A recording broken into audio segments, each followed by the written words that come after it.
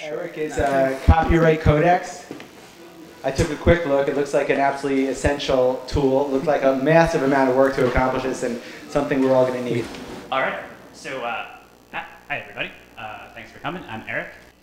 So I'm here to tell the story of how how I came to plagiarize an entire treatise on copyright law.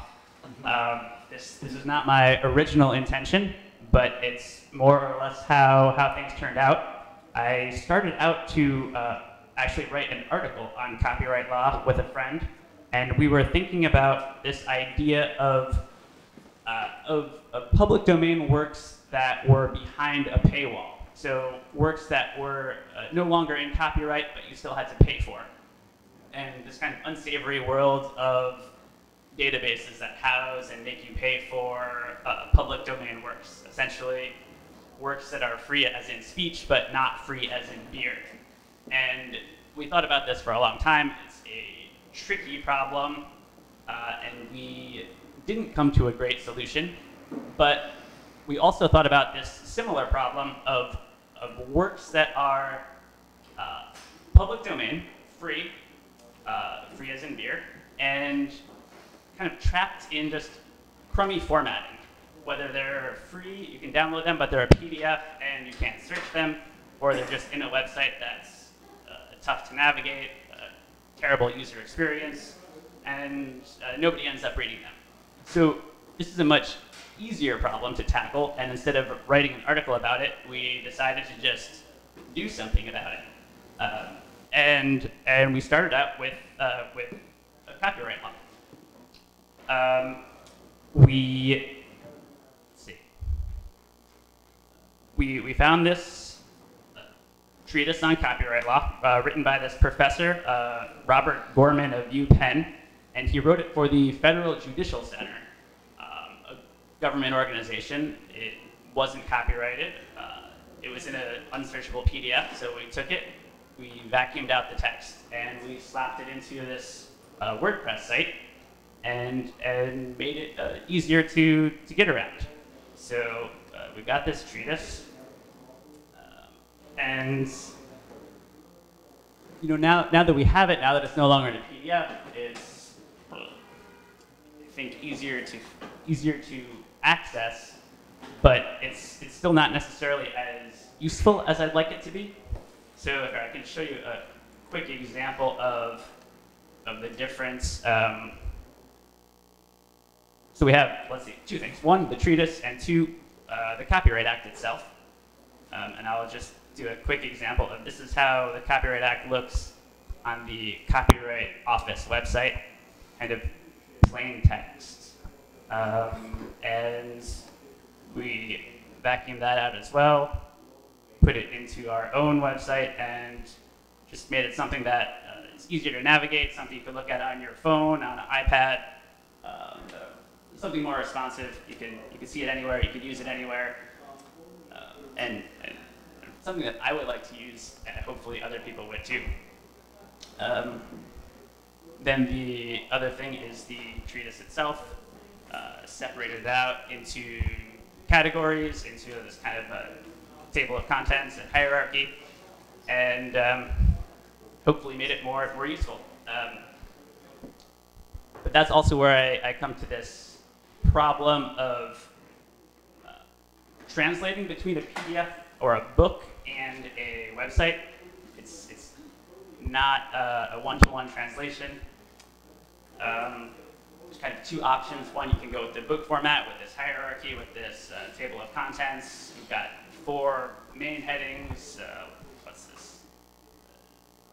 20 subheadings and then like 40 subheadings. It's not a great user experience either.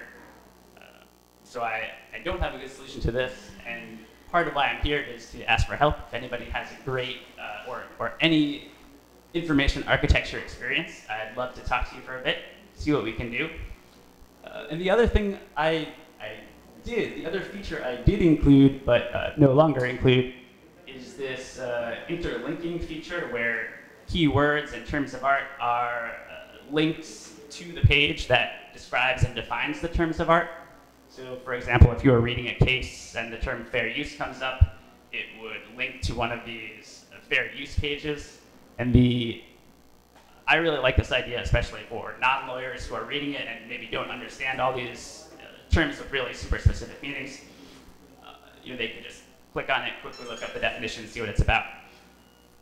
But the way I implemented this before was kind of with a cheesy SEO plugin that created a bunch of internal links and wasn't all that great. I shut it down, but I'd love to find a better way to do this too. So those, I think, are two of the big technical things. The third thing is just updating this treatise. It was written in 2006. Some of the sections are updated by me when I have free time. But if any law students or anybody else wanted to update entries, that would also be cool. So I think that is more or less what I wanted to talk about. It's maybe not as exciting as other technology, as it's really just a WordPress site. I think the crux of it is finding information that is free, that's no longer in copyright, and transferring it into a medium that's more accessible and more useful for people. Great, thanks, Eric. Sounds like an important tool. I love that you've just scoffed at copyright law and grabbed the whole thing. Beautiful. It just makes it very poignant. Maybe we could find you an intern for next semester. I'm going to ask a question, so you hold the camera and the mic. Can I ask what kind of platform you're using for it as a content management? It is just WordPress. Okay, there's a WordPress plugin which I think is called Zetanta or something. If you give me your email, I can find it because I videoed the guy doing a presentation, which was a kind of thing that did just kind of what you want. I get confused because there's a store called Zetanta. I think it's Zetanta. It's an Israeli thing. Okay. That would be awesome. Thanks, Jolly. How's the law professor that you borrowed this material from responded to your efforts? I have not spoken with him.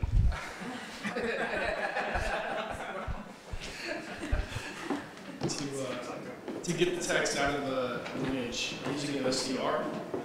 Yeah, just whatever comes with Adobe Acrobat, just kind of the first run, and then I actually read through the entire thing and edited most of the problems that came out of the OCR.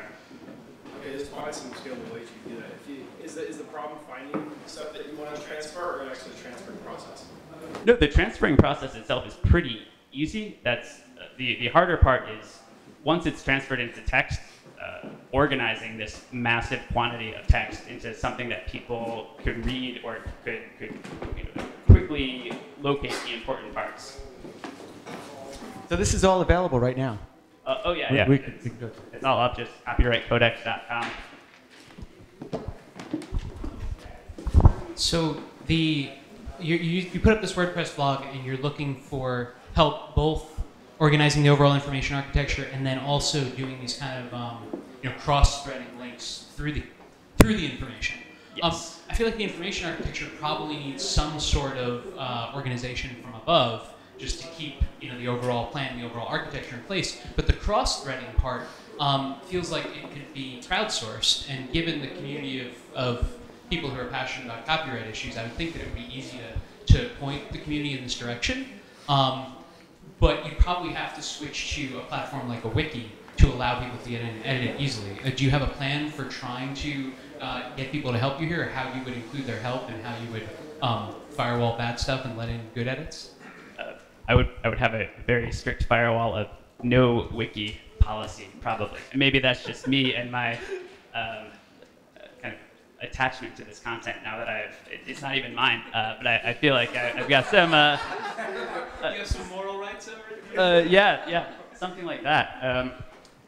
And as I've been working on this and editing and updating this treatise, I've also, in tandem, been editing and updating U.S. copyright law in Wikipedia. So if anybody has a strong feeling about anything, they're welcome to edit the Wikipedia version.